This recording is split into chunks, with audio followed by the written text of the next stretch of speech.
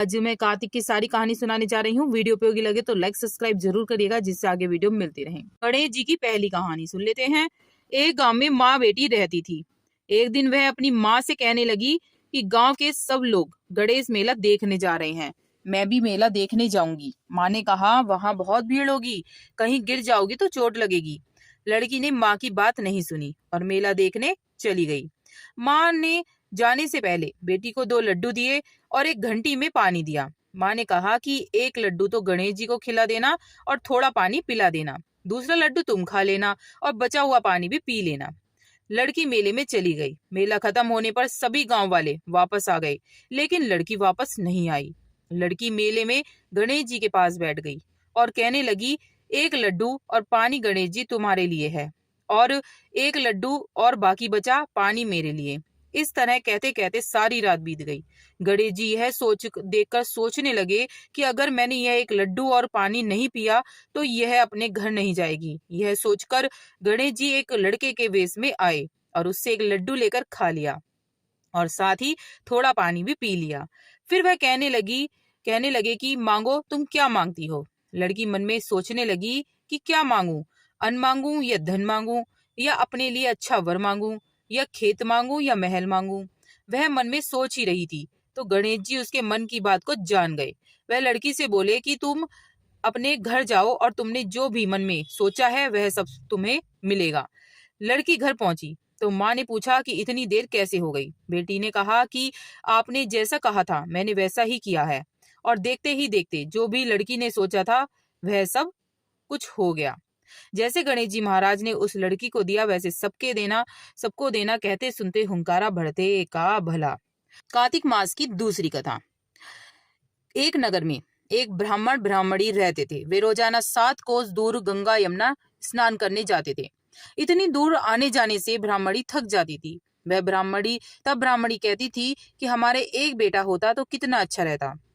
बेटे के बहू आती तो हमें वापस जाने पर खाना बना हुआ मिलता और बहू घर का काम भी कर देती। ब्राह्मणी की बात सुनकर ब्राह्मण ने कहा कि तूने बात तो सही कही है, चल मैं तेरे लिए बहू लाकर ही देता हूँ। ब्राह्मण ने कहा कि एक पोटली में आटा डालकर कुछ मोहरें रख दे, और ब्राह्मण के कहे पर ब्राह्मणी ने पोटली बांधकर दे दी। पोटली लेकर ब्राह्मण चला गया। ब्राह्मण अभी कुछ दूर ही गया था, उसे यमुना के किनारे बहुत ही सुंदर लड़कियां दिखाई दी।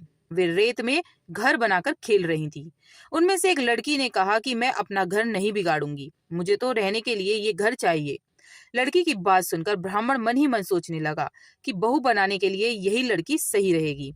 जब वह लड़की जाने लगी तो ब्राह्मण भी उसके पीछे पीछे हो लिया। वहां जाकर ब्राह्मण ने कहा, बेटी अभी कार्तिक मास चल रहा है, इसलिए मैं किसी के घर खाना नहीं खाता हूँ। मैं आटा लेकर आया हूँ, तुम अपनी माँ से कह दो, पूछ लो कि वह मेरे लिए आटा छानकर 4 रोटी बना देगी। यदि वह मेरा आटा छानकर रोटी बनाएंगी तो मैं रोटी खाऊंगा। लड़की ने जाकर अपनी माँ से सारी बात कह दी। माँ ने कहा ठीक है, जाकर बाबा से कह दे कि वह अपना आटा दे दें, मैं रोटी बना दूंगी। जब वह आटा छानने लगी तो आटे में से मोहर असरफी निकली। वह सोचने लगी कि जिसके आटे में इतनी मोहरें हैं उसके घर में कितनी होंगी। तब ब्राह्मण खाना खाने बैठा तो लड़की की माँ ने कहा, बाबा आप अपने लड़के की सगाई करने जा रहे हो। तब ब्राह्मण ने कहा कि मेरा बेटा तो काशी में पढ़ने गया हुआ है, लेकिन यदि तुम कहो तो खांड कटोरे से विवाह करके तेरी बेटी को अपने साथ ले जाऊं। लड़की की माँ ने कहा ठीक है बाबा, और खांड कटोरे से शादी करके ब्राह्मण के साथ भेज दिया। ब्राह्मण ने घर आकर कहा, रामू की माँ दरवाजा खोलकर देख, मैं तेरे लिए बहू लेकर आया हूँ। ब्राह्मणी बोली, दुनिया ताने मारती थी, अब आप भी मारने लगे। हमारे तो 7 जन्म भी कोई बेटा बेटी नहीं है तो बहू कहाँ से आएगी। ब्राह्मण ने कहा कि तू दरवाजा खोल कर तो देख। तब ब्राह्मणी ने दरवाजा खोला तो सामने बहू को खड़ी देखा। उसने बहू का स्वागत किया और आदर सत्कार से अंदर ले गई। अब ब्राह्मण और ब्राह्मणी दोनों स्नान करने के लिए जाते। बहू घर का सारा काम करके खाना बनाकर रखती, वह उनके कपड़े धोती, रात को पैर भी दबाती। इस तरह काफी समय बीत गया। ब्राह्मणी ने भी अपनी बहू से कहा कि बहू कभी भी चूल्हे की आग मत बुझने देना और मटके का पानी खत्म मत होने देना। एक दिन चूल्हे की आग बुझ गई, तब बहू भागी भागी अपनी पड़ोसन के पास गई और कहा कि मेरे चूल्हे की आग बुझ गई है, मुझे थोड़ी आग चाहिए। मेरे साथ ससुर सुबह 4 बजे से गए हुए हैं और वह थके हारे आएंगे, इसलिए मुझे उनके लिए खाना बनाना है।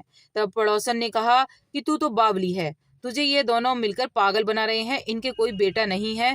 बहू ने कहा नहीं, ऐसा मत बोलो, इनके बेटा तो बनारस काशी में पढ़ने गया हुआ है। तब पड़ोसन ने कहा कि यह तुझे झूठ बोलकर लाए हैं, इनके कोई बेटा नहीं है। अब बहू पड़ोसन की बातों में आ गई और कहने लगी, अब आप ही बताओ मैं क्या करूं। पड़ोसन ने कहा कि करना क्या है, जब तुम्हारे सास ससुर आए तो जली फुकी रोटियां बना कर देना और बिना नमक की दाल बनाकर देना।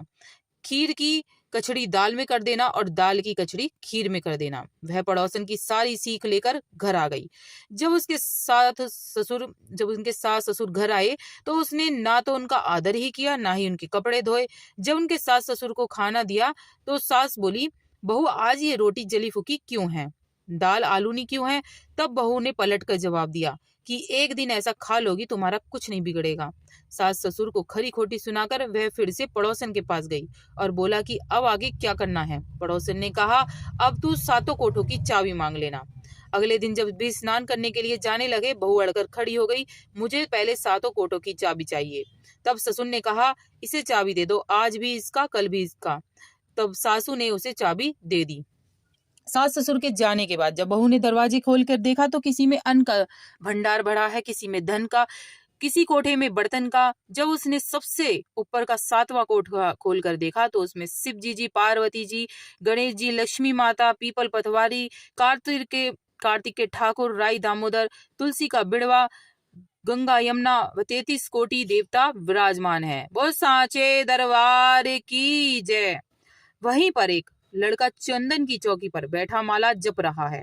यह सब देखकर उसने लड़के से पूछा कि तू कौन है। तब लड़का बोला कि मैं तेरा पति हूँ, अभी दरवाजा बंद कर दे, जब मेरे माता पिता आएंगे तब दरवाजा खोलना। यह सब देखकर बहू बहुत प्रसन्न हुई, बहुत खुश हुई।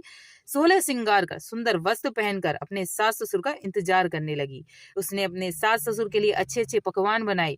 जब उसके साथ सास ससुर घर पर आए तो उसने उनका आदर सत्कार बहुत किया, प्रेम पूर्वक उन्हें खाना खिलाया और पैर दबाने लगी। और दबाते दबाते बहू ने कहा, माँ आप इतनी दूर गंगा जमुना नहाने क्यों जाती हो, थक जाती होंगी, आप घर में ही नहा लिया करो। तब सास ने सुनकर कहा, बेटी गंगा यमुना घर पर तो नहीं बहती हैं। तब उसने कहा, माँ जी बहती हैं, चलो मैं आपको दिखाती हूँ।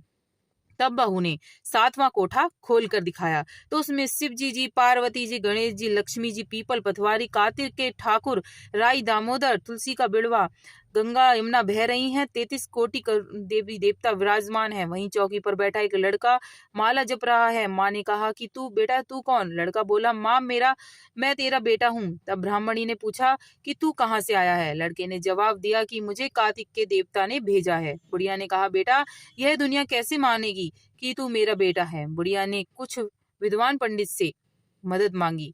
पंडितों ने कहा, इस पार बहू बेटा खड़ा हो जाए और उस पार बुढ़िया खड़ी हो जाए। बुढ़िया ने चमड़े की अंगिया पहनी हो और छाती में से दूध की धार निकलकर बेटे की दाढ़ी मूछ भीग जाए, पवन पानी से गठजोड़ा बंधे, तब माने यह बुढ़िया का बेटा है। उसने ऐसा ही किया, चमड़े की अंगिया फट गई, छाती से दूध की धार निकलकर बेटे की दाढ़ी मूछ भीग गई, पवन पानी से बहू बेटे का गठजोड़ा बंध गया। यह सब देखकर ब्राह्मण ब्राह्मणी बहुत खुश हुए। उनका खुशी का कोई ठिकाना नहीं था, क्योंकि उन्हें पुत्र जो मिल गया था और सारे देवी देवता उनको दर्शन हो गए थे। हे कार्तिक के ठाकुर, जैसे ब्राह्मण ब्राह्मणी को बहू बेटा दिया, सबको देना। कार्तिक मास की कथा कहने सुनने हुंकारा भरने वाले सब पर कृपा करना। बोल कार्तिक महाराज की जय, बोल तुलसी माता की जय। सुन लेते हैं तीसरी कहानी। एक बुढ़िया माई थी, रोज तुलसा जी की पूजा करती। तुलसा माता से कहती, हे तुलसा माता सत की दाता, मैं बिरला सींचू तेरा, तू कर निस्तारा मेरा। तुलसा माता अड़वा दे, गड़वा दे, पीताम्बर की धोती दे, मीठा मीठा घास दे, वैकुंठ का बास दे, चटके की चाल दे, पटके की मौत दे, चंदन का काट दे, झालर की झनकार दे, साईं का राज दे, दाल भात का जीवन दे, कृष्ण का कांधा दे। इतनी बात सुनते ही तुलसा माता सूखने लगी। जब श्री कृष्ण जी आए, कहने लगे तुलसा माता क्यों सूख रही हो। तुलसा माता ने कहा एक बुढ़िया माई आती है जो इतना कहकर जाती है, मैं सब कुछ तो दे दूंगी, कृष्ण का कांधा कहाँ से दूंगी। तुलसा माता से बोले तुम चिंता मत करो, मैं दूंगा।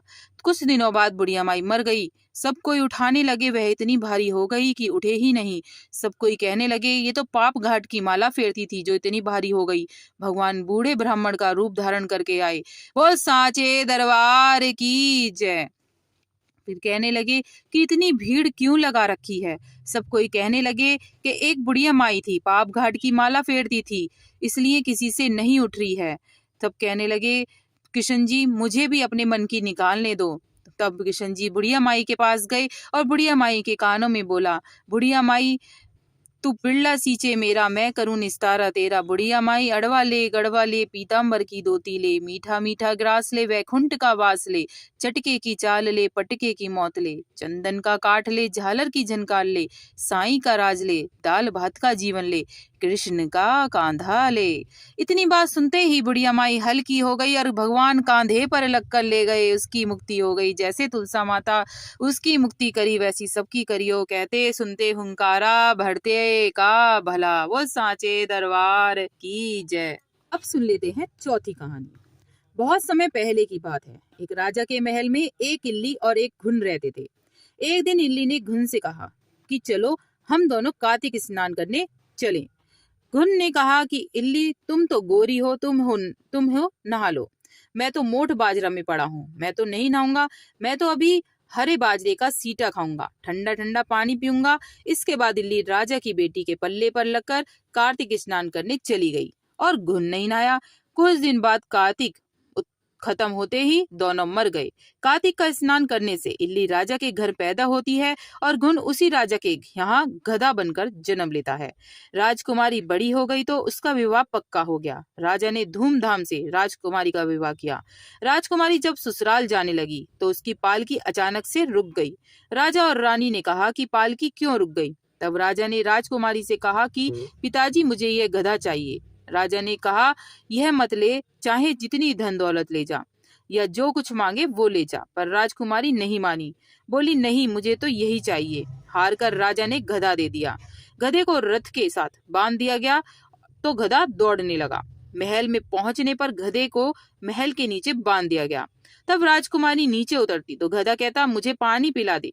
तब राजकुमारी ने कहा मैंने पहले ही कहा था कार्तिक स्नान कर ले, पर तूने कहाँ सुनी मेरी। मैं तो बाजरा खाऊंगा और ठंडा ठंडा पानी पीऊंगा।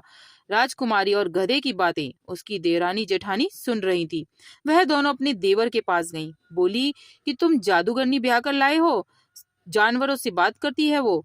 अपनी भाभियों की बात सुनकर राजकुमार बोला मैं ये बात नहीं मानूंगा, जब तक मैं अपनी कानों से नहीं सुन लेता, अपनी आंखों से देख नहीं लेता, तभी मानूंगा।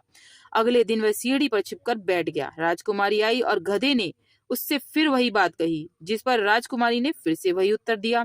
यह सब देखकर राजकुमार तलवार निकालकर सामने आया और बोला तुम जानवरों से कैसे बात करती हो, बताओ कि तुम कौन हो। उस पर राजकुमारी ने उससे कहा किसी औरत का भेद नहीं खोलना चाहिए, लेकिन वह अड़ा रहा नहीं, मैं यह सब जानकर ही रहूंगा। राजकुमारी की जिद पर आगे राजकुमारी हार गई और उसने पिछले जन्म की सारी बातें उसे बता दी। वह इल्ली थी और यह गधा घुन था। इससे मैंने कार्तिक नहाने की बात कही, लेकिन इसने मना कर दिया। इसके परिणाम स्वरूप यह इस जन्म में गधा बन गया और मैं राजा की बेटी के पल्ले से लगकर नहाई थी तो राजकुमारी के रूप में पैदा हुई, इसलिए मैं तो इससे पिछले जन्म की बातें कर रही थी। राजकुमारी की सारी बात सुनकर राजकुमार बोला क्या कार्तिक स्नान का इतना पुण्य मिलता है। राजकुमारी ने कहा हाँ बहुत पुण्य मिलता है। राजकुमारी की सारी बातें सुन राजकुमार ने कहा यदि कार्तिक स्नान का इतना महत्व है तो हम दोनों कार्तिक स्नान जोड़े से करेंगे और दान पुण्य भी करेंगे, ताकि आने वाले समय में हम सुख पूर्वक रह सकें। दोनों ने जब जोड़े से स्नान किया तो उनके पास काफी धन हुआ। इस कहानी के बाद सभी को कहना चाहिए कि हे कार्तिक महाराज, जैसे आपने इल्ली को फल दिया वैसे सभी को देना, और जैसे घुन को फल दिया वैसे किसी को ना देना। बोल सांचे दरबार की जय। बोल कार्तिक महाराज की जय। अब सुन लेते हैं कार्तिक महाराज की 5वीं कथा। एक सास बहू थी। दोनों कातक नहाया करती थी। सास जो थी 12 कोस जाती, 12 कोस आती, और बहू जो थी वो कढ़ैया में पानी डालकर कह देती मन चंगा तो कटौती में गंगा। गंगा जी वहीं आ जाती और बहू नहा लेती। एक दिन क्या हुआ, सास गई हुई थी गंगा नहाने, उसकी नथ बह गई। घर में बहू न आई थी, उसकी कढ़ैया में आकर गिर गई। सास आई और उदास होकर बैठ गई। बहू ने पूछा, सासू जी आज उदास कैसे बैठी हो? सास ने कहा, बेटा आज मेरी नथ गंगा में गिर गई। उसने निकाल कर दिखाई। बोली तेरे पास कैसे? बोली आप 12 कोस जाती हो, 12 कोस आती हो, और मैं कढ़ैया में पानी डालकर कह देती मन चंगा तो कटौती में गंगा। गंगा जी वहीं आ जाती हैं और उसी में आपकी नथ बह आई। मैंने ले ली, जैसी सास ने आई वैसी किसी को ना आए, जैसी बहू ने आई वैसी सबको आए। कहते सुनते हुंकारा भरते का भला। बोल तुलसा माता की जय, बोल कातक महाराज की जय। इस तरह से अब सभी देवी देवताओं के जय जयकार लगाने हैं आपको। और इस तरह से पूरी हुई कहानी। वीडियो उपयोगी लगे तो लाइक सब्सक्राइब जरूर करिएगा, जिससे आगे वीडियो मिलती रहे।